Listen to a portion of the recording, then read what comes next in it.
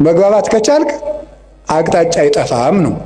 ስለዚህ መግባባት ከቻላችሁ የኑሮ አቅጣጫ አይጠፋም። እንዳትግባቡ ግን አትማሩ። ዝም ብለን ንግግራችሁ ወልዳፋ ምናምን እንጂ ትትና እኮ ያስፈልገዋል። አነጋገር ካነጋገር ይፈረዳል፣ ካያያዝ ይቀደዳል። ከሰው ጋር እኮ ተግባብተን ለመኖር ራሱ መማር አለብን፣ ማንበብ አለብን። ጊዜ ለስራ እግዚአብሔር 6 ቀን ሰራ፣ 1 ቀን አረፈ። እስኪ በሉ እግዚአብሔር በሉ እስኪ ስንት ቀን አረፈ? ያችም እሱ አርፎ ሳይሆን ለኛ ብዙ ሰርታችሁ ጥቂት ረፉ ለማለት ነው። መንፈሳዊ ፍቻ አለው። 6 ቀን የተባሉ 6ቱን ቃላተ ወንጌል ፈጽማችሁ 7ኛው መንግስተ ሰማያት ፍጹም ተወርሳላችሁ። አንድም 6000 ዘመን ሲፈጸም ፍጹም እረፍት ክርስቶስ ይመጣል ነው ሐሳቡ። ግን በቁሙ ግን ስራ መስራት አለባችሁ። ጊዜ ለስራ በሉ። የተቀጠርኩበት ካምፓኒ የለም ካላችሁኝ ማንበብም ስራ ነው። ማንበብ ስራ ነው። ማሰብም ስራ ነው። መራመድም ስራ ነው። እንዴ መጽሐፈ መነኮሳት እኮ ይላል እየሰገድክ ራሱ ዝሙት ካልጠፋልህ ተንቀሳቀስ ይላል። ተንቀሳቀስ፣ ቁጭ አትበል ከቤት ይላል። ተራመድ ብሎ ይነገራል። መራመድ፣ ስራ መስራት፣ መንቀሳቀስ። እንደ በቃ ካቃታችሁ ደግሞ ሩጡ ራሱ።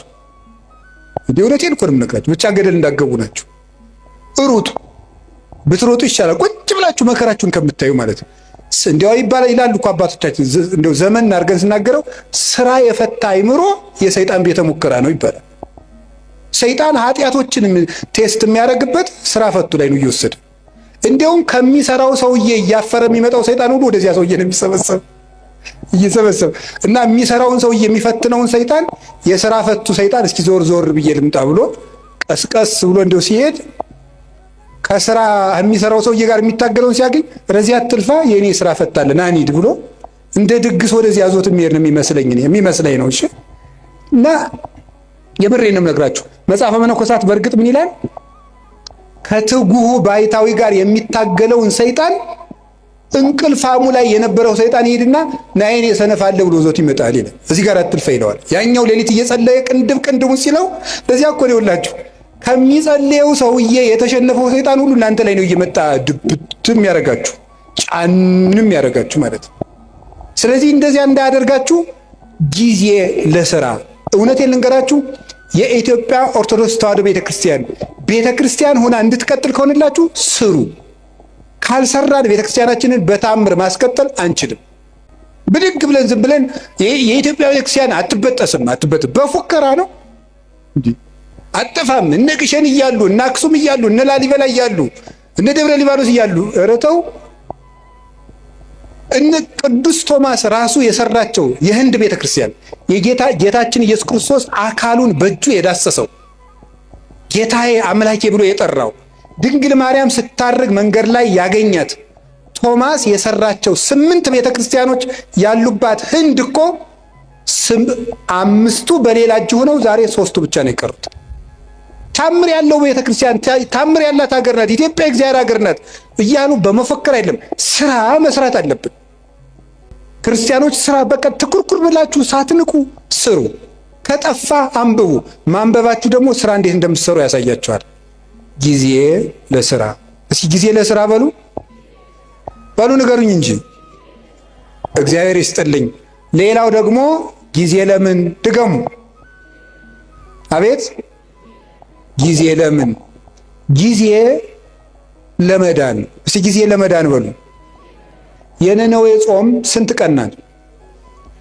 3 ቀን ለምን የተጠቀሙ ሰዎች ናቸው? የነነዌ ሰዎች ለመዳን የተጠቀሙ ሰዎች ናቸው። ጊዜ ያያችሁ እንዴት እንደሚጠቅም።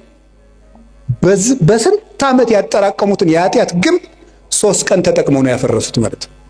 ጊዜ እንዴት እንደሚጠቅም 3 ቀን እንዴት እንደጠቅም 3 ቀን ሀገር አዳነች። እኛ አሁን 50-60 ዓመት ሀገር ማዳን አቅቶናል። 3 ቀን ግን ሀገር አድኗል። ሀገራችን እንድትድን እኛም እንድንድን ከፈለግን ጊዜውን እንጠቀምበት። ለምን? ለመዳን። የመዳን ቀን ዛሬ ነው፣ ከዛሬም አሁን ነው አይደል? ሁለተኛ ቆሮንቶስ ምዕራፍ 6 ቁጥር 2 ላይ ወናሁ ዮም ዕለተ አድኑ በዕለተ ሪት ሰማከ ወዕለተ መድኃኒት ረዳከ ወናሁ ዮም ዕለተ አድኑ። በተመረጠች ዓመት በተመረጠች ቀን እሰማሃለሁ። የመዳን ቀን ዛሬ ናት፣ ከዛሬም ደግሞ አሁን ነው። ሰይጣን እንዳንድን ድነት ማለት ምን ማለት ነው? በኦርቶዶክሳዊ አስተምሮ መዳን ማለት ከቅጣት ማምለጥ ማለት አይደለም። ምን ይመስላችኋል? መዳን ማለት ከእግዚአብሔር ጋር መዋሃድ ቲኦሲስ ማለት ነው በግሪኩ። ከእግዚአብሔር ጋር መዋሃድ ሱታፌ አምላክ ከእግዚአብሔር ጋር መኖር ነው መዳን ማለት። ድነት ማለት ይሄ ነው። አሁን አንዳንድ ሰዎች እኔ ድኜ ጨርሻለሁ ይላል። ከእግዚአብሔር ጋር መኖር የሚያበቃ ነገር ነው? መዳን ማለት ከእግዚአብሔር ጋር መኖር። ከእግዚአብሔር ጋር መኖር ደግሞ ሁልጊዜ የሚቀጥል ነገር ነው። እግዚአብሔርን የሆነ እንደ ዕቃ የሆነ ተቀብለ ነው በቃ ምን እላለሁ ሁልጊዜ አብረነው ምን ኖረው። ከእግዚአብሔር ጋር መኖርን ጧትም ማታም ጧትም ማታም ጧትም ማታም ለመዳን መጠቀም አለብን። ሸይጣን ምን እንደሚያደርግ ልንገራችሁ። አንዱ መሰረታዊ የሰይጣን ተንኮል ጊዜ ከሰጠን ነገ ስለዚህ ልነግራችሁ እችላለሁ።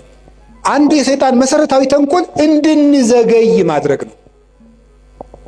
እንድንዘገይ ለምሳሌ ከመታረቅ እንድንዘገይ ያደርገናል። ሳምንት እንታረቃለን፣ የዛሬ ወር እንታረቃለን እንዳል ቂም ሆኖ ይቀራል ማለት ነው።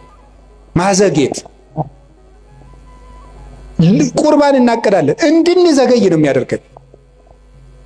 ይኸውላችሁ የማቴዎስ ወንጌል ምዕራፍ 25 ላይ እንደተጻፈው መንግስተ ሰማያት 10 ደናግል ትመስላለች ተባለ።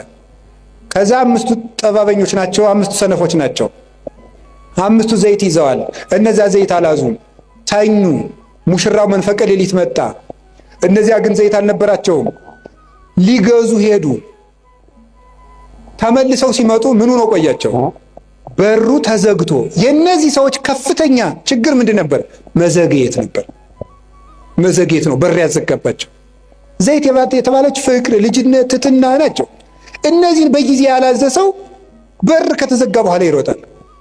በሩ ሳይዘጋ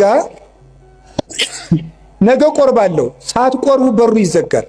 ክርስቶስ መብረቅ እያብለጨለጨ የሚመጣበትን ጊዜ አይደለም። ለእኛ ምጽአታችን ምናችን ነው? የምንሞትበት ቀን። በሩ ይዘጋል።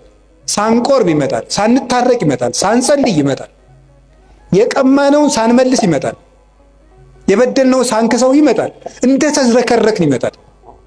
የነዚህ ሰዎች የነነዌ ሰዎች ትልቁ ነገራቸው ወዲያው ጊዜን ተጠቅመው መወሰናቸው ነው። እስከ 3 ቀን ድረስ ነነዌ ትገለበጣለች አለ። ወዲያው ትገለበጣለች ሲባል ንጉሱም ከዙፋኑ ወረደ፣ ሕፃናትም ጡት ተው፣ ከብቶችም እንዳይጠቡ ተደረገ። ወዲያው በ3 ቀን እግዚአብሔር ምሕረት ሰጠ። ያን ምሕረት ያገኙት በጊዜው በመወሰናቸው ነው። መታረቅ ካለባችሁ ዛሬ በቃ ከዛሬ በኋላ ይበቃችኋል። መቁረብ ካለባችሁ ካልቆረባችሁ አሁን ለቁርባን መዘጋጀት። ለቁርባን አሁን ነው መወሰን ያለብን። መጸለይ ያለብን አሁን። እስቲ ጊዜ ይስጡኝ፣ እስቲ እንዲህ ያለ ይስጡኝ። እስከ መቼ ነው ጊዜ የሚሰጠን? እስመ እግዚአብሔር መፍቀሬ ሰብ ሎቱ ስብሐት ይትዔገስ ኩሎ ጊዜ። በልብ መታሰቡ በቃል መነገሩ ስሙ ከፍ ከፍ ይበልና ሰውን የሚወድ እግዚአብሔር ዘመን አስፍቶ ወራት አብዝቶ ለንስሐ ይሰጣል ይላል ቅዱስ ዮሐንስ እስክንድርያ ሃይማኖተ አበው ምዕራፍ 52 ቁጥር 26 ላይ ሲናገር ወራት አስፍቶ የሰጠን ለንስሐ ነው፣ ለመዳን ነው የሰጠን እንጂ እንጨቃጨቅበት አይደለም። ስለዚህ የእግዚአብሔር ቤተሰቦች እኔ የምነግራችሁ ነገር እውነቴን ነው። እኔ እንግዲህ የምትነግዱት ነግዱ፣ ጊዜ ለዚህ ስጡ፣ ለመዳናችሁ ጊዜ ስጡ። ምንድነው? ምን ስናደርግ ነው? ስናነብ መጽሐፍ ቅዱስ። ምንድነው ስናደርግ ነው? ንስሐ አባታችን ጋር ስንገናኝ፣ ስንጸልይ፣ ከቤተ ክርስቲያን ጋር ያለን ግንኙነት ጥብቅ ሲሆን ጊዜ ለመዳን እንጠቀምበት። እግዚአብሔር የመዳን ጊዜ ሰጥቶናል። ክርስቶስ ከተወለደ ጊዜ ጀምሮ ያለው ጊዜ የመዳን ጊዜ ነው። በመድኃኒት ቀን እየታመምን ያለን ደግሞ እኛ ነን። በመዳን ቀን ሰው ይታመማል። ሐኪም እያለ ይታመማል። ሰላም እየሰለት ሰው ይታወቃል እንዴ? ንግሥተ ሳባ ትትነሳ ወትትፋታ ለዛት ትውልድ። የሳባ ንግሥት ተነስታ ይችን ትውልድ ትፋረዳታለች። እስመ መጻት እምጽንፈ ምድር ከመ ትራይ ጥበቦ ለሰሎሞን።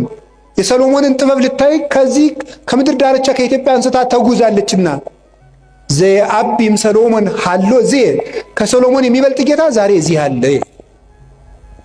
ሰላም በሌለበት ዘመን ጠራዋል። እኛ ግን ባለበት ዘመን ነው። እንጀራ እያለ ነው እየተራብን ያለው። ውሃ እያለ ነው የሚጠማን። መድኃኒት ተወልዶልን ነው የምንታመመው። የመዳን ቀን ዛሬ ነው። የመጨረሻ ድነት ለራስ እስኪ በሉ ድገሙኝ እንጂ ድነት ለማን? ለራስ። እዚህ ላይ የምጠቅሳቸው ጌታችን ኢየሱስ ክርስቶስ ከመጾሙ ከማስተማሩ በፊት ስንት ቀን ጾመ? በሉ ንገሩኝ እንጂ 4 ቀን። ብዙ ምን ማለት ነው? ከማገልገላችሁ በፊት ለራሳችሁ ጊዜ ይኖራችሁ ለማለት ነው። ዮሐንስ መጥምቅ 6 ወር ከመስበኩ በፊት ስንት